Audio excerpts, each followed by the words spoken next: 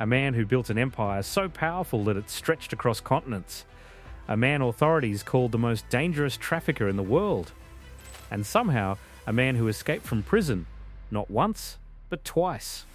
Joaquín Archibaldo Guzmán wasn't just another criminal name. He was believed to be responsible for over 34,000 deaths, and at his peak, he controlled one of the largest drug networks ever seen. What made him different wasn't just power. It was how he stayed ahead. Tunnels, strategy, and a system that seemed impossible to break. Before we continue, make sure to like the video and subscribe to the channel, and let's dive into how it all started. Long before the power, the money, and the global network, his story started in a place most people would never notice.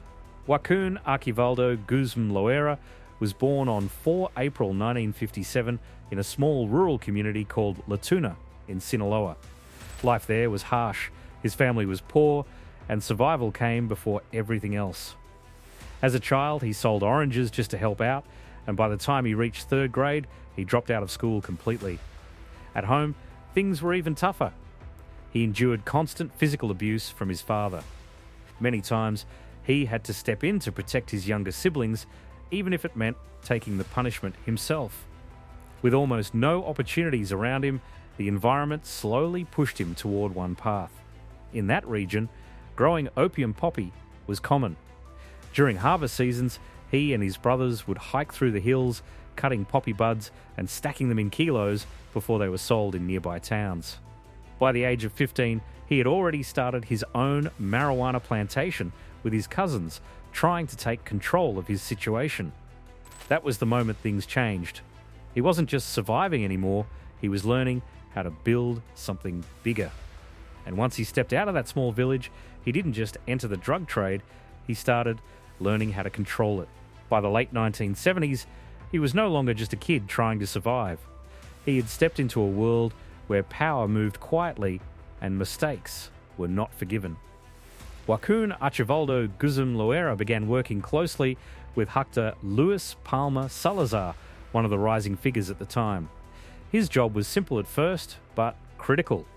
He transported drugs and made sure shipments moved from the Sierra Madre region to areas near the US border, often using aircraft. But he wasn't just following orders, he was paying attention to everything. His next step placed him under Miguel Flix Gallardo, one of the most powerful figures leading the Guadalajara Cartel. At first, he worked as a chauffeur, but that didn't last long. Soon, he was put in charge of logistics, coordinating shipments coming from Colombia through land, air, and sea routes. During this time, his reputation started to change. He became known for being strict and direct.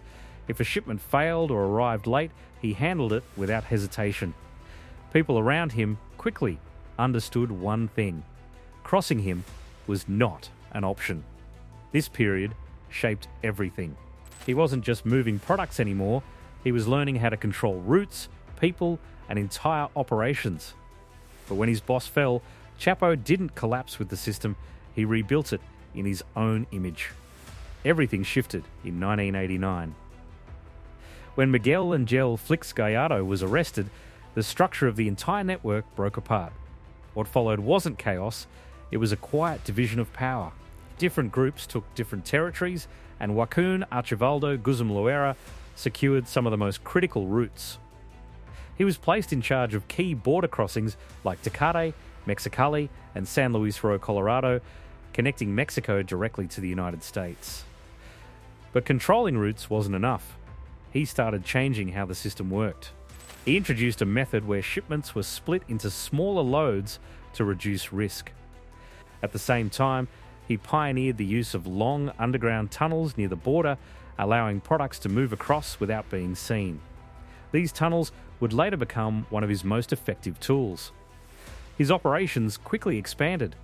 He coordinated shipments of 2,000 kg of marijuana and about 4,700 kg of cocaine over a period of time, earning around US $1.5 million in proceeds. In another operation, he earned US $100,000 for moving 32,000 kg of cocaine across borders. He also used creative methods, like hiding cocaine inside chili cans before shipping it north. By now, this wasn't just a network anymore, it was an empire. But power like this doesn't go unnoticed, and soon the wars began. Power brought control, but it also brought enemies. After the territories were divided, tension quickly grew between the Sinaloa group and the Arellano Félix brothers, who controlled the Tijuana route. What started as a rivalry soon turned into something much darker. In 1989, one of Guzmán's trusted men, Armando Elpez, was sent to negotiate. He never returned. He was killed before any meeting could even happen. That moment changed everything. Soon after, the conflict turned personal. In one of the most shocking acts, members connected to the rival group targeted the family of Héctor Luis Palma Salazar, leading to a chain of revenge that pushed the violence even further. By 1992, things had escalated completely. A major shootout broke out at the Christine Discotheque in Puerto Vallarta. More than 1,000 rounds were fired and at least 6 people were killed during the attack. The violence spread across multiple regions. In another incident, gunmen opened fire at Guadalajara International Airport in 1993, targeting Guzmán. Instead, a high-profile religious figure, Cardinal Juan Jes Posadas Ocampo, was killed along with 6 other people in the chaos. At this point, the conflict wasn't just between groups anymore. It had spilled into public spaces, creating fear and pressure from all sides.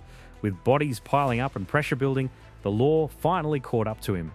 By 1993, the pressure had reached a breaking point. After the airport shooting in Guadalajara, authorities launched a massive manhunt. This time, escape wasn't possible. Joaquín Archibaldo Guzmán Loera fled across multiple locations before crossing into Guatemala. But on 9 June 1993, he was finally captured by the Guatemalan army near the Mexico border. Just 2 days later, he was extradited to Mexico and placed inside a maximum security prison. He was sentenced to 20 years and 9 months for charges including trafficking, criminal association, and bribery. On paper, it looked like the end of his operations. But inside those prison walls, something very different was happening. His organization didn't slow down. In fact, it continued to grow. His brother, known as El Pollo, helped manage operations outside, while Guzmán remained deeply involved from the inside.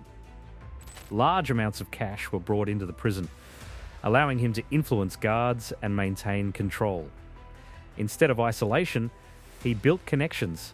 Instead of losing power, he held onto it. Even behind bars, he was still considered a major international trafficker by both Mexico and the United States. Prison wasn't stopping him, it was just another base of operations. But prison wasn't the end of his story, it was just another obstacle. For years, he operated from inside a prison that was supposed to be impossible to break out of. But in 2001, everything changed in a way no one expected. While still serving his sentence, Joaquín Archibaldo Guzmán Loera managed to turn the system around him into an advantage. Guards were already on his payroll, and control inside the prison was no longer in the hands of the authorities. On 19 January 2001, his plan was set in motion. A guard opened his electronically controlled cell door, and Guzmán climbed into a laundry cart. From there, he was rolled through multiple security checkpoints without raising suspicion. He was taken out of the prison and hidden in the trunk of a car. By the time anyone realized what had happened, he was already gone. The escape involved 78 people, all connected in different parts of the plan. It reportedly cost around US $2.5 million, used to secure loyalty and silence. Within hours, he disappeared completely. That moment changed everything. He was no longer just a powerful figure, he became a legend. For years after that, he remained one of the most wanted men, always staying one step ahead. And while the world searched for him, he wasn't hiding, he was expanding. After his escape, the scale of his operation reached a level few had ever seen before. This was no longer just a regional network, it had become global. Joaquín Archibaldo Guzmán Loera was now moving massive quantities of cocaine, methamphetamine, marijuana, and heroin across continents, supplying markets in the United States and even parts of Europe. At his peak, he was considered the most powerful drug trafficker in the world until his capture in 2014. His influence matched some of the biggest names in history. Authorities estimated that he rivaled Pablo Escobar in both reach and wealth. In 2011, his net worth was estimated at around US $1 billion, ranking him among the richest individuals in Mexico and even placing him on the global list. His network expanded across 17 of Mexico's 31 states, supported by a system of labs, transport routes, and trusted lieutenants. But in February 2014, that run came to a sudden stop. On 22 February 2014, he was captured in a beachfront condominium in Mazatlán during a coordinated operation. He was found inside a room with his wife, and this time there was no dramatic chase or shootout. After more than a decade on the run, he was finally back in custody. For most criminals, that would be the end, but Chapo had one more move. By 2015, he was back inside a maximum security prison. This time, the system was tighter, the surveillance stronger, and the pressure higher. It looked like there was no way out.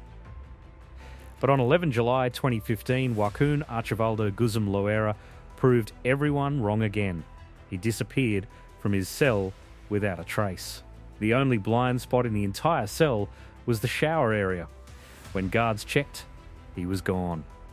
What they found next shocked everyone.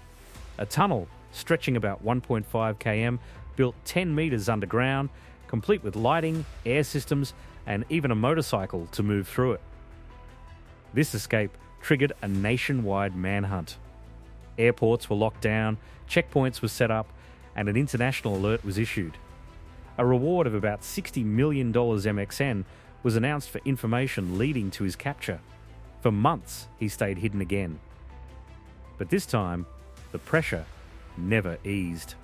On 8 January 2016, authorities closed in on a house in Los Mochis. After a brief operation, he tried to escape through another tunnel, but was eventually caught. At one point, he even attempted to offer money and assets to avoid arrest. This time, there was no coming back. He was later extradited in 2017, and in 2019, he was sentenced to life in prison plus 30 years, ending the run of the man who once escaped it all. And just like that, the man who once controlled everything was finally locked away for good. From a small village in Sinaloa to becoming a name known across the world, his story leaves behind more questions than answers. Joaquín Archibaldo Guzmán Loera built a network that moved substances across continents, reaching both the United States and Europe on a massive scale. His system of tunnels, routes, and operations changed how trafficking worked for years to come. But in the end, every move led to consequences that reshaped lives far beyond his control. Do you think his success was built more on strategy or on the system around him? And if he hadn't been caught, how far could his reach have gone? Make sure to like, subscribe, share your thoughts in the comments, and thanks for watching.